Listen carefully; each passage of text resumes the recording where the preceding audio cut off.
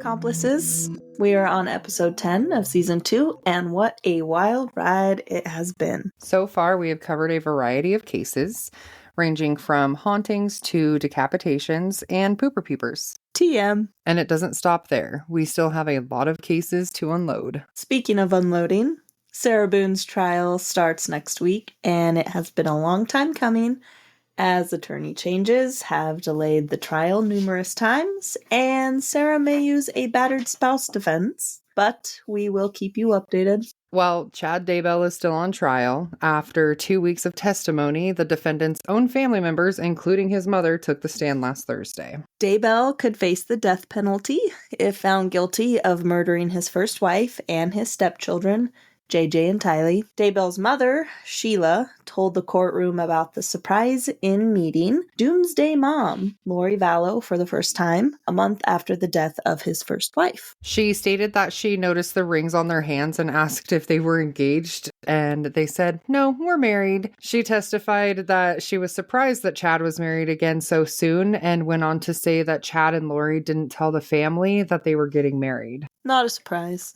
Can we just get to the verdict already? We all know he's guilty. I wish, but there is still at least another 3 to 4 weeks of trial left, but we'll continue to keep y'all updated on that. Well, I'm not on trial, but my week was also shit. Mine wasn't shit, but it was pretty boring until Friday. What happened to you? Kids being shitheads again? To say the least.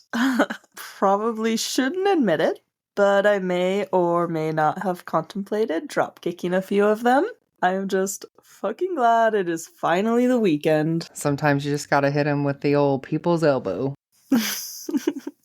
Beat him and eat him is what I always say. Shannon can testify. You know, given what I know about Shannon, primarily her taste in true crime and kinks, that tracks. She likes to beat him and eat him too. I really do have to commend you guys, though, because honestly, I just work with some tough clients, and I'm pretty impartial to other people's children, so I don't think I could ever work in childcare. Definitely not for everyone. I'm almost to the point that I might just become one of your clients. These kids are making me lose it, man. Maybe your case will make me feel better? Oh, I highly doubt that, but I mean, I guess we'll see. Well, speaking of my case, I guess we should just get to it. So this week I am doing Philip Chism, I believe is how his last name is pronounced. It's Chism, and Colleen Ritzer. So Philip Chism was born January 21st, 1999. He was a friendly and resilient kid despite a chaotic childhood due to his parents' tumultuous relationship. Philip would help with chores and would often escape to the house of his best friend, Tanner Carter. The pair had met when they were toddlers in a daycare center. Probably assholes together. And they were nearly inseparable. The boys would spend their days together skateboarding, playing basketball, and running around outside in the fall. In the fall of 2013, Philip's mother left his father after he was repeatedly unfaithful, so don't blame you there. Sorry, I almost said Chisholm. Philip and his mother relocated to Tennessee and then to Danvers, Massachusetts, where he wasn't well known at the school. And apart from being a good soccer player, some would say he was antisocial. Others would say that he always seemed really tired and out of it and seemed stressed over the divorce of his parents. And Colleen Ritzer was a beloved member of the faculty at Danvers High School. According to the students, Colleen was always positive and happy, and one student said, quote, "She made me feel like I wanted to go to math class." Philip was no exception to her. A student overheard Colleen complimenting Philip on his drawing skills one day at the end of class and then requested that he stay after school so she could help him prepare for an upcoming test. Philip grew visibly upset with Colleen when she mentioned his move from Tennessee, and Colleen consequently changed the subject. But the other students later observed Philip talking to himself. I couldn't find what they supposedly said that he was saying to himself, but they said that he was talking to himself. Hours later, Philip Chism did the unthinkable. On the morning of October 22nd, 2013, the Danvers High School's newly installed security camera system showed 14-year-old Philip Chism arriving at school with several bags, which he placed into his locker.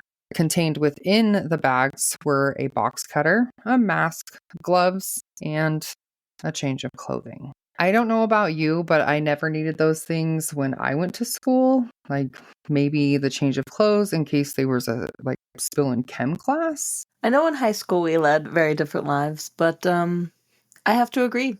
I don't think I ever needed those either. Oh, fuck.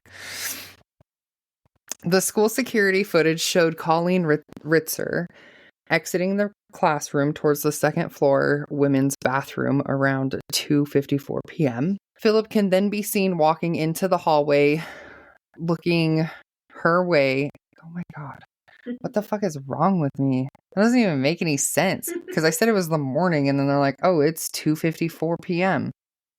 So it was the afternoon. I fucked that up. Sorry, guys. So the afternoon of October 22nd, 2013, the school security footage showed Colleen Ritzer exiting the classroom toward the second floor women's bathroom around 2:54 p.m. Philip can then be seen walking into the hallway looking her way, then ducking back into the classroom and reemerging with his hood over his head. Hot on her trail, Philip put on the gloves as he entered the women's bathroom. There is where Philip proceeded to rob his teacher of her credit cards, iPhone, and her underwear before raping and stabbing her 16 times in the neck with the box cutter. Yikes.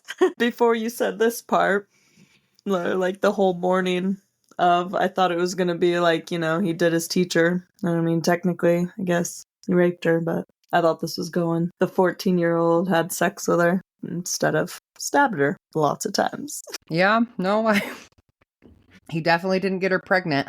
So a female student did enter the bathroom at one point during all of this going on, but she noticed someone was partially unclothed with a pile of clothes on the floor. So she just ran out of there pretty quick, thinking that somebody was just getting changed. So Philip appeared in several different outfits throughout the crime, which police later said showed how he'd planned the murder in advance. At 3:07 p.m., Philip left the bathroom with a hood over his head, like they wouldn't suspect it was you, and walked outside to the parking lot.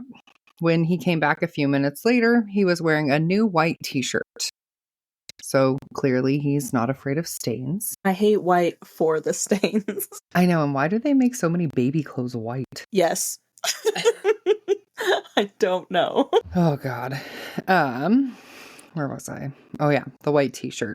So Philip then went back to the classroom, but this time he was wearing a different red hooded sweatshirt over his head.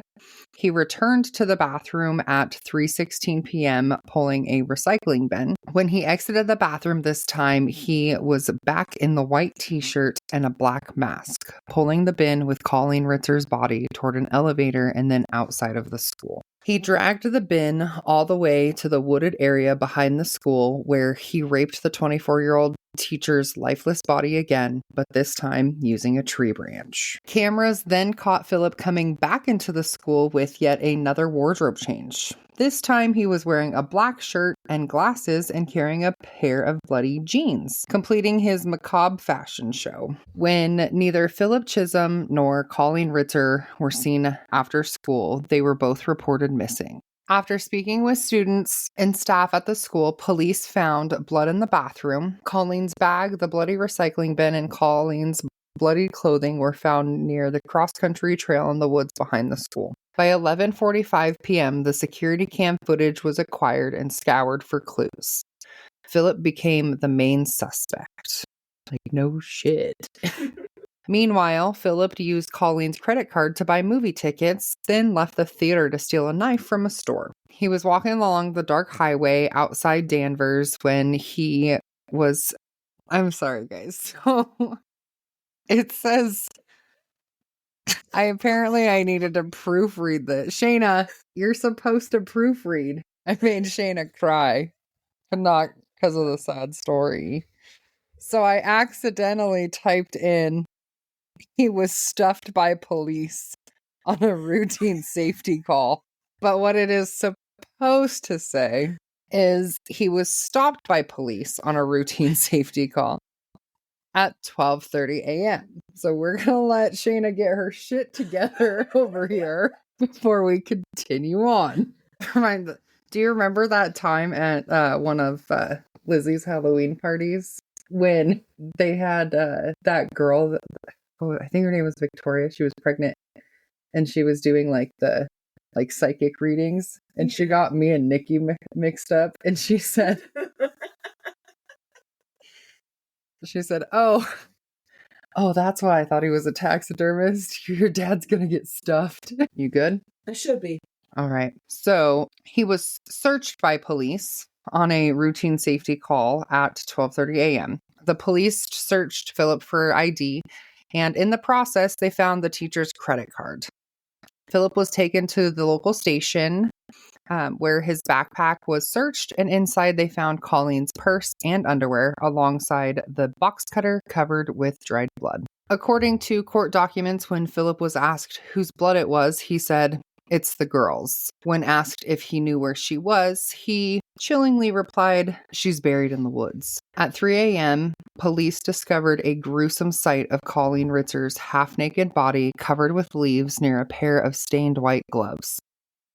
He used white gloves. Dumbass. A branch had to be pulled from her vagina, and a handwritten note laid nearby with the words, "I hate you all." When asked about what happened that day at school, Philip told investigators, quote, "I became the teacher." However, prosecutors were not allowed to tell the jury about the confession, as Judge David Lowy ruled that Chism did not fully understand his constitutional rights before he spoke with police.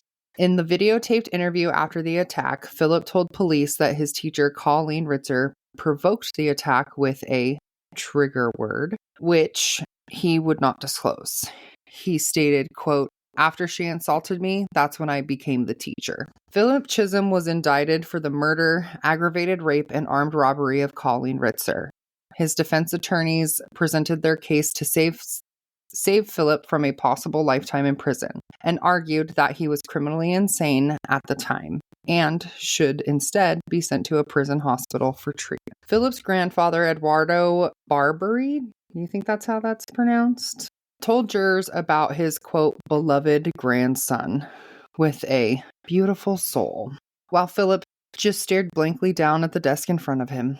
Eduardo told the court that Philip's grandmother suffered from nervous breakdowns that began before Philip's grandmother suffered from nervous breakdowns that began before Philip's mother, Diana, was born. She was repeatedly hospitalized, received electric shock therapy, and couldn't care for her 3 children. He also states that Philip's aunt suffered similar symptoms. So, it's okay because it runs in the family. Shortly before trial began, Philip was evaluated and diagnosed with a psychotic disorder, something that the defense used as a possible explanation for the attack on his teacher. Prosecution would not stand for it, and during cross-examination, prosecutor Kate McDougall forced Eduardo to admit that despite their mental illnesses, his wife and daughter never hurt anyone or even threatened to do so. At 16 years old, so 2 years after the incident, Philip was tried as an adult, and on February 26, 2016, he was convicted of killing and raping Colleen Ritzer inside the bathroom, but he was acquitted of the second rape with the tree branch.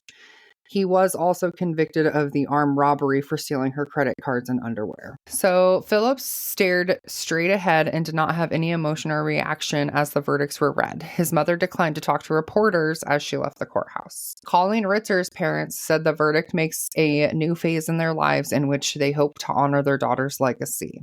Her father, Thomas Ritzer, stated, quote, "The guilty verdict, while it's just the beginning of justice for Colleen, is certainly no cause for celebration, as there can never be true justice for the crime committed." He also says, quote, "There remains a tremendous absence in our lives, one that sadly can never be replaced. The family," he added, "will be reminded of the crimes as Philip Chism appeals the case and is eligible for parole at some points." Colleen's mother says, quote, "We will carry on and do our very best to find the good in every day." Philip Chism was sentenced to serve at least 40 years in prison. He would be eligible for parole in 2056 when he is 56 years old. But it doesn't stop there. On Friday, this last Friday, April 20th, or sorry, a couple weeks ago, on the 26th of April, Philip Chism, who is now 25 years old, changed a plea to guilty for a subsequent attack at a Department of Youth Services detention center while he was awaiting his trial, his original trial.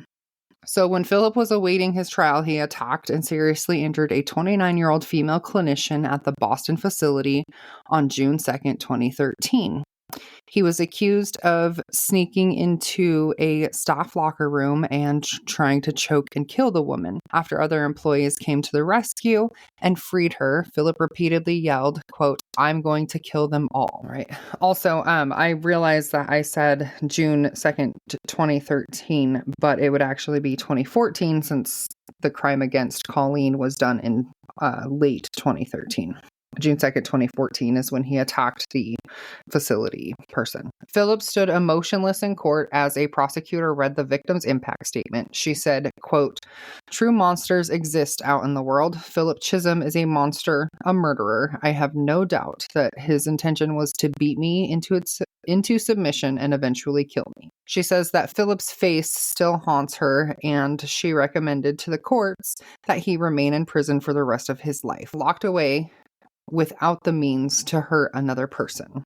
Judge Helen Brown Bryant sentenced Philip to 17 to 20 years in a state prison. The new sentence will run concurrent with his sentence for Colleen Ritzer's murder. So, if my calculations are correct, so if he gets out in 20 years, he would be eligible for parole or released in the year 2076. And that's if he makes it that far. That definitely didn't make me feel better. Matter of fact, I probably feel worse. I tried to warn you without giving it all away.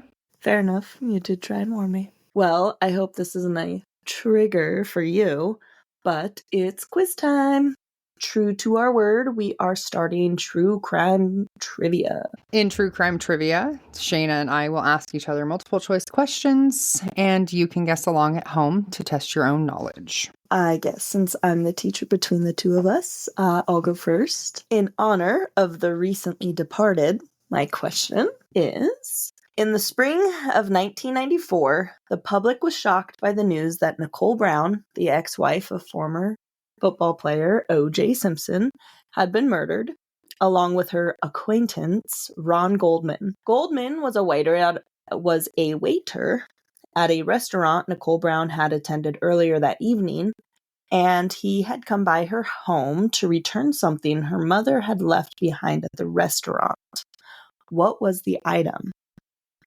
A, her purse. B, her credit card. C, her umbrella. Or D, her glasses. That's easy. It was her glasses. It was her glasses. Nice job. Well, I'm probably just throwing this one to you, but I had to do it because, of course, you love the Beatles. So, which Beatles song inspired Charles Manson's delusions about a race war? Was it A, Hello Goodbye, B, Hey Jude, C, Helter Skelter, or D, Ticket to Ride? That would be Helter Skelter. I was about to just shout out the answer before you had even finished asking the question, but I wanted to give the listeners a chance to be able to pause and answer on their own. I knew I should have picked a different question. Probably. I mean, it was the Beatles. Of course I was going to know it. My other question for you is, the New Orleans Axeman attacked victims with an axe, usually one belonging to the victims. Most of the victims were Italian-American grocers. In March of 1919, a letter claiming to be from the Axeman was sent to several newspapers, which all published it on the 13th. It said that there would be another murder at 15 minutes past midnight, the night of March 19th, but any place where a particular kind of music was playing would be passed over. Bars and clubs were filled to capacity if they had a band playing, and anyone with a phonograph or piano played a marathon session that night. What type of music did the Axeman request? A, classical, B, jazz, C, ballroom dance, or D, klezmer? Shit. Well, I'm really struggling to even remember this story, like this case. I want to say klezmer just because it sounds so weird, but I also like at that time though. What the fuck is klezmer? I think that's like a trick answer. I'm probably gonna kick myself in the ass. Ballroom dance is fucking weird too. I've always been told when taking a test, if you don't know the answer, just guess B. So I'm gonna guess B. Jazz. I've always heard if you don't know the answer, guess C. But you are correct, B, jazz. Yeah. Okay. So my next question is, what did the son of Sam claim was giving him orders to kill? Was it A, his dead mother's phone, B, his neighbor's dog, C, his car, or D, his alarm clock? So I don't know a ton about the son of Sam. So I'm actually just guessing on this one. But I kind of feel like going with the most crazy one. And so I'm gonna say his neighbor's dog. Yes. Yep, it was B, his neighbor's dog. Yeah. I thought that was, sounded the most out there. But that was a lot of fun. I'm excited to start doing this every week now. Me too. I was almost feeling like something was missing now that we don't have much for facts anymore due to like the repeated case themes that we do. So it's nice to be able to give our listeners a little more content each week. I agree. It would also be fun if our listeners sent in questions too. Yes.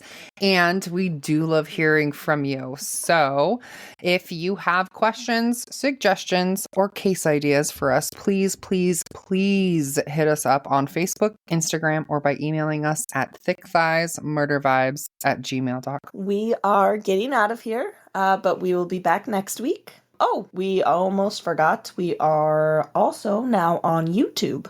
No video, just the audio. So tell your friends who only use YouTube for podcasts to give us a listen. Until next week. Bye. You was stuffed by the cops. He's stuffed by the